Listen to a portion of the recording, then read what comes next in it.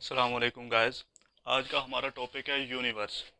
इस टॉपिक को पढ़ने के बाद पता चलता है कि कोई तो इतनी कुदरत और ताकत रखने वाला है जो इस इतने बड़े निज़ाम को अपने कंट्रोल में रखे हुए है। तो चलें, आज मैं आपको बताता हूँ कि यूनिवर्स क्या है। उसके अंदर हम सोलर सिस्टम पढ़ेंगे। सोलर सिस्टम के अंदर उसके अंदर सन प्लैनेट्स वगैरह आज हम डिस्कस करेंगे। तो सबसे पहले चलें, यूनिवर्स यूनिवर्स क्या है। यूनिवर्स जो है कंप्राइजेज बिलियंस ऑफ गैलेक्सीज। तो एक गैलेक्सी क्या होता है? एक गैलेक्सी जो होता है वो comprises 300 billions, approximately 300 billions of stars के ऊपर होता है। तो आप सोच भी नहीं सकते कि ये कितनी बड़ी होगी, यूनिवर्स कितनी बड़ी। इंसान की जो वसत है वहां तक नहीं पहुंच सकती कि ये एक जो यूनिवर्स है वो कितना बड़ा होगा। मैं आपको बताता हूँ, जो यूनिवर्स है कंप्राइजेज बिलियंस ऑफ गैलेक्सीज।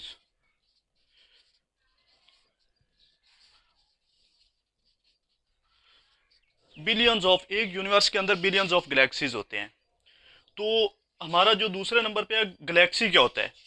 तो जो एक गैलेक्सी होता है, गैलेक्सी दूसरे नंबर पे आ जाता है गैलेक्सी। गैलेक्सी क्या है? गैलेक्सी के अंदर अप्रोक्सीमेटली बिलियंस ऑफ स्टार्स होते हैं। जिस तरह एक हमारा सूरज है वो भी एक स्टार है, इस तरह के तकरीबन 300, अप्रोक्सीमेटली 300 बिलियंस ऑफ स्टार्स होते हैं एक गैलेक्सी के अंदर। कंप्राइजेज 300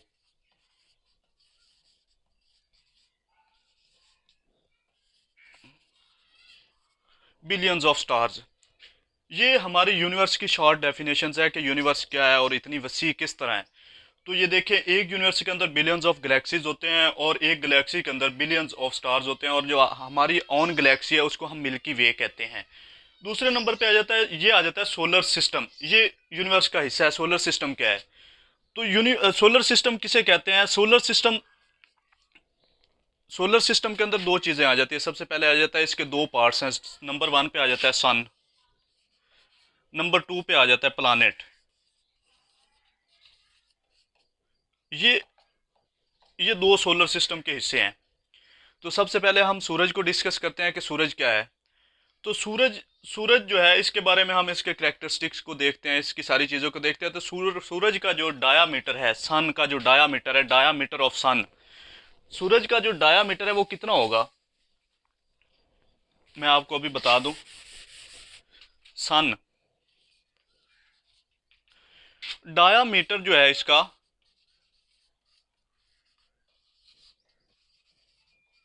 वो तकरीबन 8,65,000 माइल है। तकरीबन 14 लाख किलोमीटर बनता है। ये सूरज का डायामीटर है। और ज़मीन का कितना है? वो तकरीबन आप देख लें, ज़मीन का कितना है डायामीटर। वो समथिंग है, वो बहुत कम है। ये 109 टाइम्स ज़मीन से बड़ा है ये सूरज का जो डायामीटर है। दूसरे नंबर पे आ जाता है कि इसके अंदर ये कितने हिस्से को, सोलर सिस्टम के कितने हिस्से को घेरे हुए है। तो ये तकरीबन 99.8% सोलर सिस्टम को घेरे हुए है। इसके अंदर कौन कौन सी गैसें पाई जाती है? इसके अंदर 90% हाइड्रोजन है। 90% हाइड्रोजन है और 10% हीलियम है। ये सूरज की कंपोजिशन है। सूरज कंपोजिशन से मुराद ये इसके अंदर के 90% हाइड्रोजन है, 10% इसके अंदर हीलियम है। तो दूसरे नंबर पे, थर्ड नंबर पे आ जाता है इसकी रोटेशन। तो रोटेशंस क्या है? इसकी जो रोटेशंस हैं वो आ जाती है विद रिस्पेक्ट टू इक्वेटर के लिहाज से। Rotation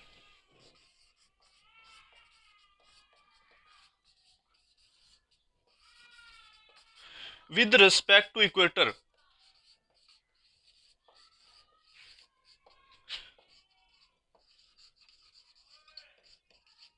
with respect to equator ये तकरीबन 25 डेज के अंदर कंप्लीट करता है। और दूसरे नंबर पे आ जाता है with respect to pole.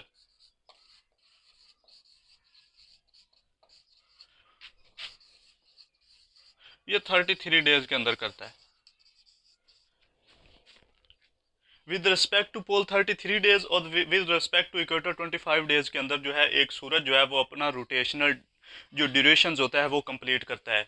Third number पे आ जाता है इसकी सरफेस, इसकी लेयर्स कौन कौन सी हैं। तो वो लेयर्स, इसकी जो शाइनिंग सरफेस जो हमें नजर आती है उसको हम कहते हैं शाइनिंग सरफेस सूरज की जो है,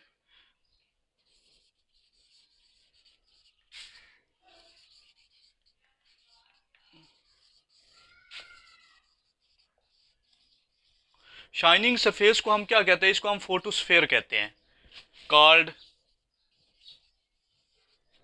ये एक सूरज है ना, इसकी लेयर्स हैं, मुख्तलिफ लेयर्स हैं, इस तरह लेयर्स हैं, इस तरह लेयर्स बनी हुई हैं। तो नंबर वन पे आ जाता है, इसको क्या कहते हैं? फोटोस्फेयर कहते हैं, जिसका टेम्परेचर अप्रोक्सीमेटली ऑलमोस्ट तकरीबन 6000 डिग्री सेंटीग्रेड है। ये सूरज की जो शाइनिंग सरफेस है उसका जो टेम्परेचर है वो 6000 डिग्री सेंटीग्रेड है। दूसरे नंबर पे इसके क्या आ जाता है? दूसरी जो इसकी आउटर लेयर्स है उसको हम कहते हैं कोरोना।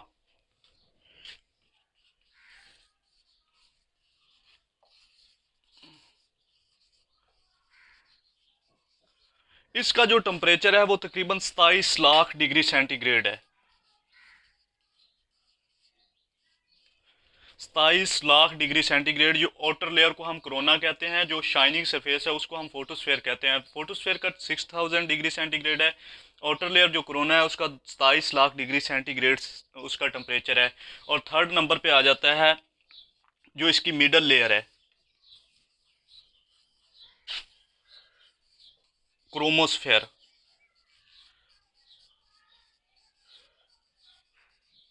क्रोमोस्फेयर इसका तकरीबन 32,000 समथिंग टेम्परेचर है, 32,400 डिग्री सेंटीग्रेड इसका जो टेम्परेचर है। ये लेयर्स ऑफ सन, ये हम सन के करेक्टरिस्टिक्स पढ़ रहे हैं सूरज के। जो इसकी जो फोटोस्फेयर कहते हैं, जो इसकी शाइनिंग सरफेस है, आउटर लेयर को कोरोना कहते हैं, मिडल लेयर को क्रोमोस्फेयर्स कहते हैं। और इसका मैंने टेम्परेचर बता दिया कि इसका टेम्परेचर इतना होता है। और एंड पे आ जाता है थर्ड फोर्थ नंबर पे, हम इसके बारे में करते हैं कि ये ज़मीन से कितने फासले पर है। जो ज़मीन ज़मीन अर्थ के करेक्टरिस्टिक्स है ना, वो हम बाद में डिटेल में पढ़ेंगे, उसमें बताएंगे कि इसके एपी हीलियन, पेरी हीलियन, वो सारे जो करेक्टरिस्टिक्स हैं, प्रोसेस हैं, वो हम फिनोमिनाज हैं, वो हम बाद में फ़िलहाल हम यहाँ पे सूरज से रिलेटेड एक शॉर्ट उसका करेक्टरिस्टिक्स बताते हैं। ये कितने, सूरज जो है वो तकरीबन 150 million kilometres away from the earth, million kilometre away from earth. ये ज़मीन से 150 मिलियन किलोमीटर्स के फासले पर है। तो ये इसको हम 93 मिलियन माइल्स कह सकते हैं, 150 किलोमीटर्स कह सकते हैं, मिलियन किलोमीटर्स कह सकते हैं। और एंड पे जो इसका करेक्टरिस्टिक्स में आता है वो क्या है? इसके जो इससे सूरज से एनर्जी रिलीज होती है वो ज़मीन पर किस हिसाब से पहुंचती है, उसका क्या, कितनी परसेंटेज के हिसाब से पहुंचती है, उसका प्रोसेस क्या है, वो सारी चीज़ें। तो जो सूरज से तवानाई मतलब एनर्जी जो रिलीज होती है वो तकरीबन ज़मीन पर 2 कैलोरीज पर स्क्वायर सेंटीमीटर पर मिनट के हिसाब से। जो सूरज से एनर्जी रिलीज होती है वो ज़मीन पर 2 कैलोरीज पर स्क्वायर सेंटीमीटर पर मिनट के हिसाब से वसूल होती है। तो ये था हमारा सूरज, ये हमारे सोलर सिस्टम का एक हिस्सा है। दूसरे नंबर पे हमने क्या पढ़ा था कि सोलर सिस्टम के अंदर हम पढ़ेंगे कि प्लैनेट्स, प्लैनेट्स क्या होते हैं। तो प्लैनेट्स जो हैं, चले हम प्लैनेट्स को डिस्कस करते हैं। तो नंबर वन पे प्लैनेट्स के अंदर कौन सी चीज़ें आ जाती हैं? प्लैनेट्स होते क्या हैं? प्लैनेट्स किसे कहते हैं? प्लैनेट्स क्या होते हैं?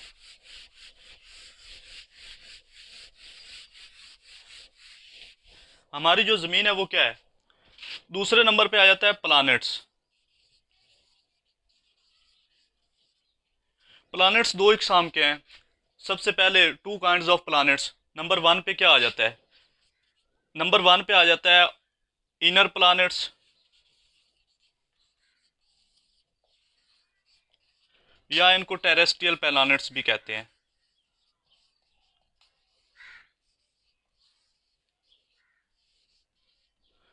इनर प्लैनेट्स या टेरेस्ट्रियल प्लैनेट्स भी इनको कहते हैं। तो इनर प्लैनेट्स कौन से हैं, टेरेस्ट्रियल प्लैनेट्स कौन से हैं? तो नंबर वन पे हम इसको डिस्कस करते हैं। नंबर वन पे आ जाता है मरकरी आ जाता है। ये सूरज से फासले विद रिस्पेक्ट टू सूरज, डिस्टेंस ऑफ द सन, सूरज के फासले के लिहाज से इनको डिवाइड किया गया कि सबसे पहले सूरज के नज़दीक मरकरी आता है, फिर वेनस आता है, फिर अर्थ आता है, फिर मार्स आता है, फिर जुपिटर, सैचरन, यूरेनस, नेपच्यून, इस तरह। तो उसी हिसाब से जो पहले फोर हैं उनको हम इनर प्लैनेट्स और टेरेस्ट्रियल प्लैनेट्स भी कहते हैं, और जो आखिरी हैं उनको हम गैशियस प्लैनेट्स भी कहते हैं। मरकरी आ जाता है, वेनस आ जाता है, थर्ड नंबर पे आ जाता है, क्या आ जाता है, अर्थ। और फोर्थ नंबर पे क्या आ जाता है, फोर्थ नंबर पे आ जाता है इसके अंदर मार्स। ये फोर प्लैनेट्स हैं जिनको हम इनर प्लैनेट्स और टेरेस्ट्रियल प्लैनेट्स भी कहते हैं। आगे हम इनकी डिटेल में स्टडी भी करेंगे कि इनका रेवोल्यूशंस पीरियड कितना है, रोटेशंस कितने हैं, इनकी सैटेलाइट्स कितनी है, ये सारी चीज़ें हम पढ़ेंगे। फिलहाल नंबर 2 पे जो आ जाता है वो कौन सा है, वो है आउटर और टेरेस्ट्रियल और गैशियस प्लैनेट्स।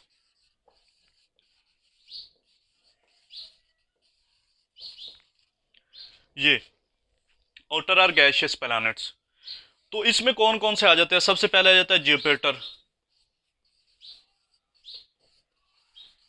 नंबर 2 पे कौन सा आ जाता है, जुपिटर, सैचरन, यूरेनस। थर्ड पे आ जाता है यूरेनस आ जाता है, और फोर्थ पे आ जाता है नेपच्यून। ये हमारे पास 8 प्लैनेट्स हैं, मरकरी, वेनस, अर्थ, मार्स, जुपिटर, सैचरन, यूरेनस, नेपच्यून। तो ये 8 प्लैनेट्स हो गए। पहले 4 को हम इनर प्लैनेट्स और टेरेस्ट्रियल प्लैनेट्स भी कहते हैं। आखिरी जो 4 हैं उनको हम जुपिटर जिसमें आता है सैचरन, यूरेनस, नेपच्यून, उनको हम आउटर और गैशियस प्लैनेट्स भी कहते हैं। आगे हम इनकी डिटेल में स्टडी करते हैं। तो सबसे पहले कौन सा आता है, मरकरी। मरकरी की हम रोटेशन और रेवोल्यूशंस पढ़ते हैं। मरकरी की रोटेशंस क्या है,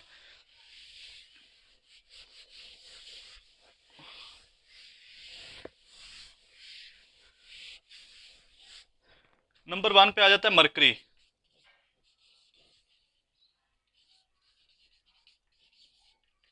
मरकरी, तो मरकरी की रोटेशन और रेवोल्यूशंस क्या है, और इसकी सैटेलाइट्स है या नहीं है, और इसकी जो रोटेशनल डायरेक्शंस है वो कौन सी है। इसकी जो रोटेशनल डायरेक्शन है वो वेस्ट टू ईस्ट ही है।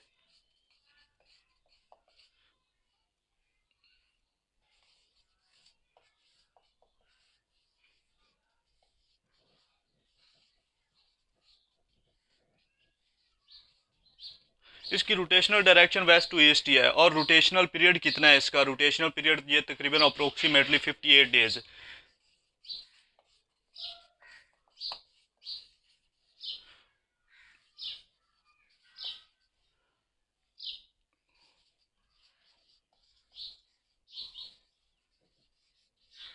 रोटेशन जो है ये अपनी एक रोटेशन जो है, रोटेशन क्या होती है, रोटेट ऑन इट्स एक्सिस, अपने एक्सिस के गिर्द घूमना जो है वो उसको कहते हैं रोटेशंस। अपने महवर के गिर्द घूमने को कहते हैं रोटेशन। तो वो रोटेशनल ड्यूरेशन जो है वो 58 डेज के अंदर ये अपना कंप्लीट करता है। और दूसरे नंबर पे आ जाता है इसके इसकी रेवोल्यूशन क्या है। रेवोल्यूशन ये तकरीबन 88 डेज के अंदर कम, सूरज के गिर्द घूमना, rotates on the Suraj, rotates on its axis, rotation, rotation कहते हैं। रेवोल्यूशन क्या होता है, ये रेवोल्यूशन जो सूरज के गिर्द घूमने को कहते हैं रेवोल्यूशन, और ये 88 डेज के अंदर कंप्लीट करता है। ये था मरकरी। दूसरे नंबर पे आ जाता है हमारे पास, इसकी कोई सैटेलाइट नहीं है। दूसरे नंबर पे आ जाता है वेनस।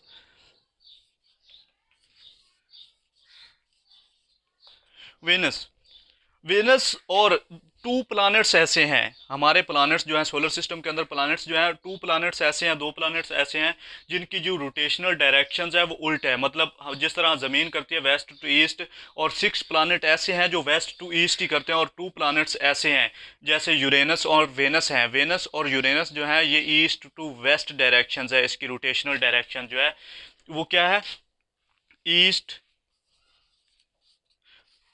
To waste. ये मशरक से मगरब की तरफ घूमते हैं। तो नंबर 1 पे ये हो गया ईस्ट टू वेस्ट इनकी डायरेक्शंस है। नंबर 2 पे इसकी इनकी रोटेशन क्या होगी, रोटेशनल जो ड्यूरेशन है वो कितना होगा।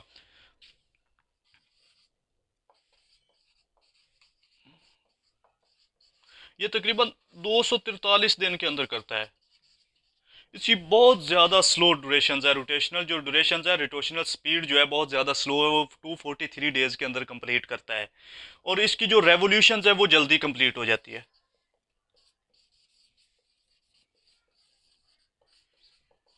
रेवोल्यूशन जो है इसकी वो 224 डेज़ के अंदर, 224 डेज के अंदर। और ये देखे ना, सूरज के नज़दीक तरीन सियारा तो मरकरी है, प्लानट्स जो है, लेकिन सबसे गर्म तरीन सियारा वेनस है। तो उसकी क्या सूरत हाल है? सबसे पहले जो आप ना इसकी रोटेशनल डायरेक्शन या ड्यूरेशन या स्पीड से आप जायज़ा लगा लें कि इसका क्या ये क्या इसका क्या मतलब है, इसकी क्या वजूहात हो सकती हैं जिसकी वजह से ये बहुत ज़्यादा गर्म है। तो इसकी सबसे बड़ी वजह यह है कि इसकी जो डायरेक्शन है, रोटेशनल डायरेक्शन या रोटेशनल स्पीड, वो बहुत ज़्यादा स्लो है।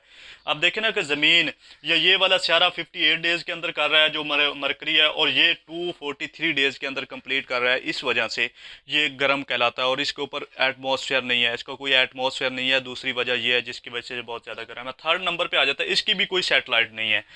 थर्ड नंबर पे आ जाता है अर्थ, ये हमारी ज़मीन।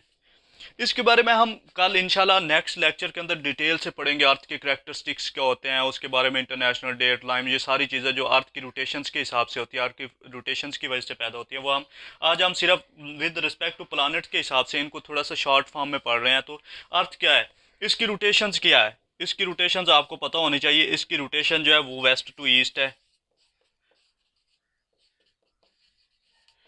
इसका जो रोटेशनल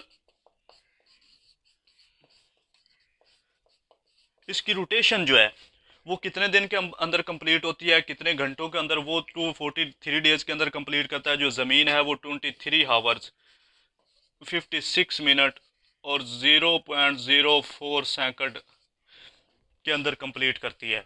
ज़मीन की जो रोटेशन है 23 आवर 56 मिनट और 0.04 सेकंड के अंदर कंप्लीट होती है। और दूसरे नंबर पे आगे हम इसका एपीजी पेरीजी पढ़ेंगे, तो उसमें हमको पता चल जाएगा कि ये क्या चीज़ें होती हैं, वो नेक्स्ट लेक्चर के अंदर हम पढ़ेंगे। दूसरा थर्ड नंबर पे है इसकी रेवोल्यूशन। इसकी रेवोल्यूशन क्या है, वो तकरीबन 365 डेज और 8 घंटों की, 365 डेज और 8 घंटों के ऊपर मुश्तमिल है इसकी जो रेवोल्यूशंस हैं। और एक हर 4 साल के बाद आपने सुना होगा कि लीप ईयर आता है। तो वो लीप ईयर कैसे आता है, ये देखिए 8 आवर जो है हर 4 साल के बाद 8 को 3 से मल्टीप्लाई करें तो ये 24 आवर्स बन जाते हैं, ये कंप्लीट एक दिन बन जाता है, जिसकी वजह से लीप ईयर वो कहते हैं जब जो ईयर्स होता है, साल होता है, वो 366 डेज का हो जाता है, उसको हम लीप ईयर कहते हैं। तो ये था अर्थ तक। आगे हम पढ़ते हैं, फोर्थ नंबर पे हमारा कौन सा है, मार्स। फोर्थ नंबर पे है मार्स। उसकी जो रेवोल्यूशंस हैं वो तकरीबन, उसकी रोटेशंस के बारे में अभी कंफर्म नहीं, जबकि हम उसकी रेवोल्यूशंस को डिस्कस करते हैं और उसकी सैटेलाइट्स को डिस्कस करते हैं। मार्स ये भी वेस्ट टू ईस्ट ही करता है, वेस्ट टू ईस्ट इसकी जो रोटेशनल डायरेक्शन है वो वेस्ट टू ईस्ट ही है। दूसरे नंबर पे आ जाता है इसकी रेवोल्यूशन। रेवोल्यूशंस क्या है, ये तकरीबन रेवोल्यूशन जो है इसकी 687 डेज के अंदर कंप्लीट करता है। और थर्ड नंबर पे आ जाता है इसकी सैटेलाइट्स। तो इसकी दो सैटेलाइट्स हैं, फोर्ब्स एंड डिमोस। नंबर 1 पे कौन सा है,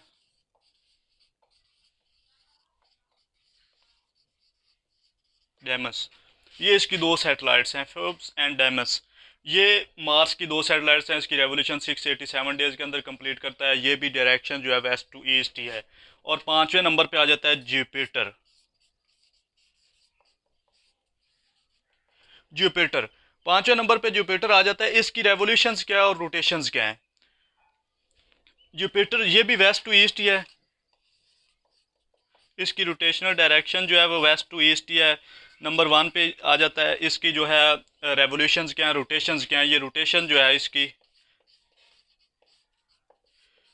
ये तकरीबन 10 आवर्स 10 घंटों के अंदर अपनी रोटेशन कंप्लीट करता है। नंबर 2 पे आ जाता है, रेवोल्यूशंस क्या है इसकी, इसकी रेवोल्यूशंस क्या है, वो तकरीबन 40,322 डेज, ये 4322 दिनों के अंदर अपनी रेवोल्यूशंस कंप्लीट करता है और इसकी अप्रोक्सीमेटली 16 सैटेलाइट्स हैं।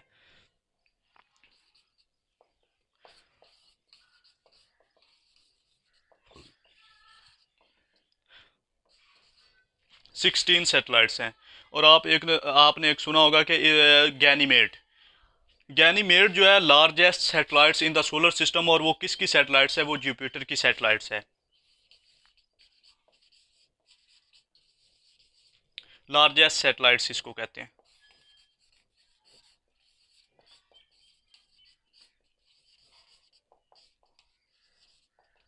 लार्जेस्ट सैटेलाइट्स कौन सी है? गैनीमेड है और वो जुपिटर का हिस्सा है।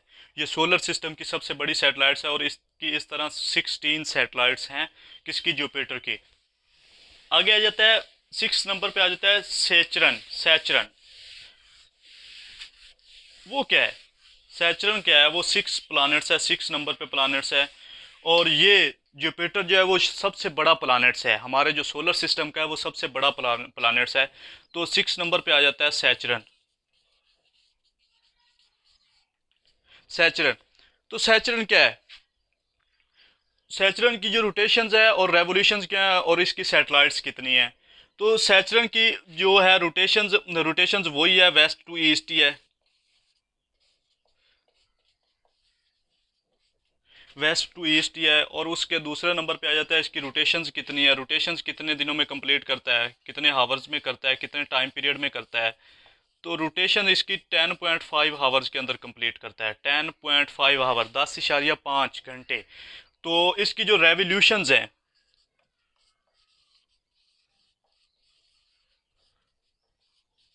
इसकी जो रेवोल्यूशंस हैं वो तकरीबन 29.5 ईयर्स,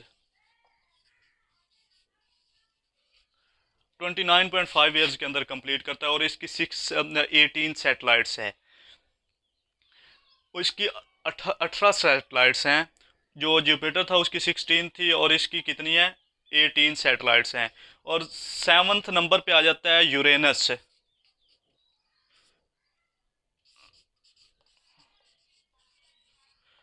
यूरेनस, यूरेनस क्या है? यूरेनस जो है ये भी इसकी जो है, मैंने आपको पहले बताया था, 2 प्लैनेट्स ऐसे हैं जिनकी जो डायरेक्शन, रोटेशनल डायरेक्शन है वो उल्ट है बाकी 6 से। तो वो कौन कौन से थे? पहले नंबर पे वेनस था और दूसरे नंबर पे यूरेनस था। ये ईस्ट टू वेस्ट करते हैं, इनकी जो डायरेक्शन है, रोटेशनल डायरेक्शन, वो ईस्ट टू वेस्ट है। ईस्ट टू वेस्ट इनकी रोटेशनल डायरेक्शन है। तो इनके बारे में, तो ये कब डिस्कवर्ड किए गए? तो ये तकरीबन जो यूरेनस था ये 1781 डिस्कवर्ड, 1781 के अंदर। और जो इसका अर्लीस्ट नेम है, नोन एज, उसको गॉर्ज कहते थे।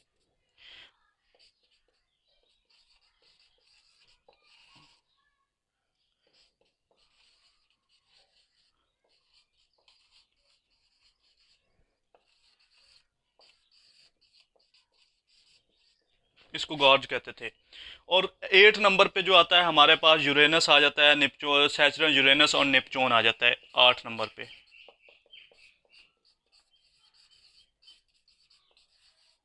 ये क्या था? यूरेनस क्या है?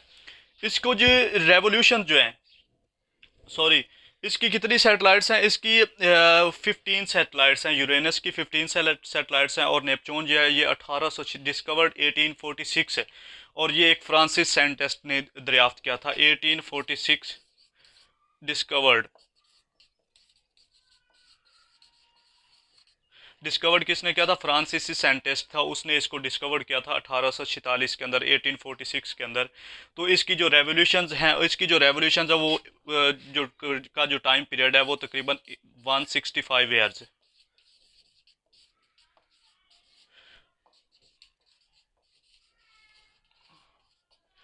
165 है। तो चलें दोस्तों, आज मैंने आपको यूरेनस, सोलर सिस्टम के अंदर हमारा सन आ जाता है, प्लैनेट्स आ जाते हैं, उनकी मैंने आपको डिटेल बताई है। तो कल इंशाल्लाह जो कल का हमारा लेक्चर होगा वो इंशाल्लाह अर्थ एंड इट्स करैक्टरिस्टिक्स के ऊपर होगा, जिसमें हम सोलर सिस्टम को भी डिटेल से पढ़ेंगे दोबारा, और अर्थ को भी डिटेल से पढ़ेंगे कि हमारे यहाँ जो ज़मीन है उसकी करैक्टरिस्टिक्स क्या है, उसकी शेप क्या है, रोटेशंस क्या है, रेवोल्यूशंस क्या है। ये सारी चीज़ें हम इंशाल्लाह कल डिटेल में पढ़ेंगे। तो चलें, आप हमारा हमारा चैनल सब्सक्राइब कर दें। चैनल का नेम है जियोग्राफर सॉल्यूशन प्रोवाइडर। तो खुदा हाफिज़।